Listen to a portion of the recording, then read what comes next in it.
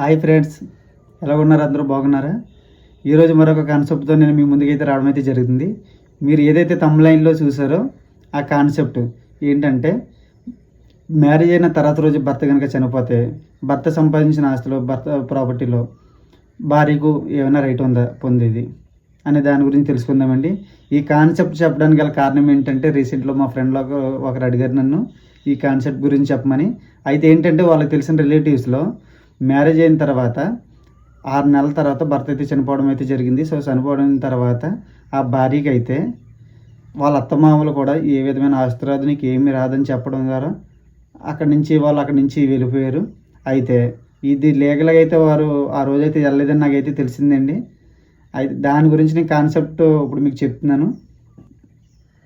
Hindu succession amendment act 2005 ప్రకారం ఏంటంటే, section 8 కింద ఎవరైతే హస్బెండ్ అయితే ఉన్నారో అతను వితౌట్ వీలునామాతో కనుక చనిపోతే ఇప్పుడు కనుక ఆస్తి, అతను సంపాదించిన ఆస్తి ఎవరెవరికి వస్తుంది అనే దాని గురించి ఇప్పుడు మనం తెలుసుకుందాం. ముందు ఇక్కడ లీగల్ ఎయిర్స్ గురించి మాట్లాడుకోవాలి. ఎవరంటే, ముందుగా అయితే వైఫ్ వస్తుంది, తర్వాత సన్ను, తర్వాత డాక్టర్, తర్వాత మదరు. వీళ్ళు నలుగురు మాత్రమే వస్తారండి లీగల్ ఎయిర్స్ కింద. అయితే ఇప్పుడు మనం మాట్లాడుకునే దాని గురించి, పెళ్ళైన మ్యారేజ్ అయిన తర్వాత రోజు కాబట్టి చనిపోయారు కాబట్టి వాళ్ళ పిల్లలు లేరు. ఇప్పుడు దాని గురించి అయితే మనం మాట్లాడవసరం లేదండి. అయితే ఇప్పుడు లీగల్ ఎయిర్స్ కింద ఇక్కడ భార్య ఒకరు ఉన్నారు, అదేవిధంగా చనిపోయిన వ్యక్తి యొక్క మదర్ అయితే ఈ కేసులో అయితే ఉండడం అయితే జరిగిందండి. అయితే ఈ భార్య ఎవరైతే ఉన్నారో ఆవిడికి ఖచ్చితంగా అయితే ఆస్తిలో వాటా అనేది తన భర్త సంపాదించిన ప్రాపర్టీలో ఖచ్చితంగా అయితే హక్కు అయితే ఉందండి, రైట్ అయితే ఉంది.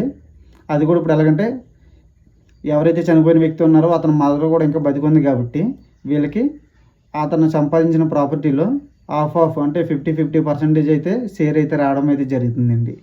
ఈ షేర్ దీని గురించి మాట్లాడుకోవాలంటే, Hindu succession amendment act section 14(1) ప్రకారం ఇందులో క్లియర్గా అయితే మనకి మెన్షన్ చేసి ఉంటుందండి. కోర్టు కూడా అయితే ఈ విధంగానే చెప్తుంది. ఎప్పుడైతే స్త్రీ అనేది ఏంటంటే వాళ్ళ భర్త చనిపోయిన తర్వాత అక్కడ అత్తమామలు కూడా ఎవరు లేకుండా, పిల్లలు కూడా ఎవరు లేకుండా ఉంటే కనుక ఇమ్మీడియట్లీ తనకైతే ఫుల్ రైట్స్ అయితే రావడం అయితే జరుగుతుందండి. ఇప్పుడు ఈ కేసులో కనుక మనం చూసుకుంటే, సో ఇప్పుడు కూడా 50% అయితే షేర్ అయితే రావడం అయితే జరుగుతుందండి. అడిగిన వ్యక్తికి నేను ఆల్రెడీ సమాధానం అయితే క్లియర్గా చెప్పానండి. వాళ్ళు వెళ్ళి ప్రొసీడ్ అవ్వమని కోర్టు ద్వారా అదైతే సక్సెస్ అయితే అవుతుంది. అదేవిధంగా దీన్నే మనం ముస్లిం రిలీజన్కి చెందిందా లేదనేది కూడా తెలుసుకుందాం. సో ముస్లిం లా ప్రకారం కూడా ఏంటంటే, ముస్లిం వాళ్ళ చట్టం ప్రకారం కూడా ఏంటంటే, ఇదే కేసు తీసుకుంటే కనుక వాళ్ళకు కూడా అయితే ఇది వర్తిస్తుందండి. ఎవరైతే ఆ స్త్రీ అయితే విడో ఉమెన్ ఉన్నారో వాళ్ళకి ఖచ్చితంగా అయితే రావడం అయితే జరుగుతుంది. అయితే వాళ్ళ యొక్క షేర్స్ వచ్చేసరికి మారుతాయండి. వాళ్ళ చట్టాల ప్రకారం ఏంటంటే, ఇన్ కేసు ఆవిడకి పిల్లలు లేకపోతే 1/4 వస్తుందండి. పిల్లలు కనుక ఉంటే కనుక 1/8 ఆ షేర్ అనేది రావడం అయితే జరుగుతుందండి. అదేవిధంగా ఇది నాకు వచ్చిన ఒకటే, ఒకవేళ భార్య ప్రెగ్నెంట్తో ఉన్నప్పుడు కనుక భర్త చనిపోతే, ఇప్పుడు ప్రెగ్నెంట్గా ఉన్నప్పుడు ఆ లోపల ఉన్న బేబీకి కూడా ఆస్తి వస్తుందా రాదా, దీని గురించి కూడా తెలుసుకుందామండి. డెఫినెట్లీ అండి, ఖచ్చితంగా అయితే వాటా అయితే రావాల్సిందేనండి. ఎవరైతే ఉన్నారో ఇంకా పుట్టకపోయినా సరే ప్రెగ్నెంట్గా ఉన్న ఉమెన్కి కూడా అయితే లోపల ఉన్న బేబీకి కూడా అయితే వాటా అయితే రావడం అయితే జరుగుతుందండి. కోర్టు అయితే క్లియర్గా చెప్పింది ఎవరైతే ఉన్నారో. అయితే ఇక్కడ చిన్న కండిషన్ ఏంటంటే, ఎవరైతే బేబీ అనేది జన్మించేటప్పుడు ఏంటంటే బ్రతకాలి. సో బ్రతికితే ఆటోమేటిక్గా అయితే తనకు కూడా షేర్ రావడం అయితే జరుగుతుందండి. అప్పుడు భర్త సంపాదించిన ఆస్తులను లీగల్ ఎయిర్ కింద మొదటగా వాళ్ళ వైఫ్ ఉంటుంది, తర్వాత వాళ్ళ male or female, boy or girl వస్తారు, అదే మదర్ వస్తారు. అప్పుడున్న ప్రాపర్టీని 3 భాగాలుగా అయితే చేయడం అయితే జరుగుతుంది.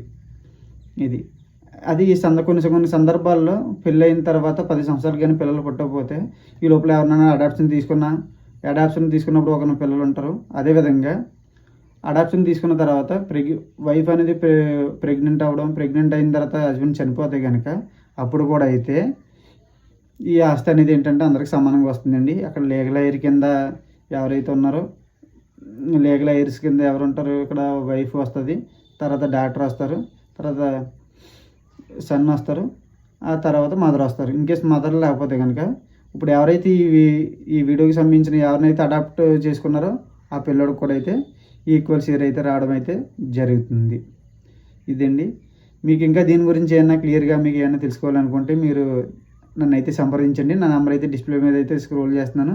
అదేవిధంగా మీకు ఏమన్నా డౌట్స్ ఉంటే కనుక నన్ను పర్సనల్గా అయితే కాల్ చేయండి. ఈ వీడియో కనుక మీకు నచ్చితే లైక్ చేయండి, కుదిరితే నా ఛానల్ని సబ్స్క్రైబ్ చేయండి. Thank you to all.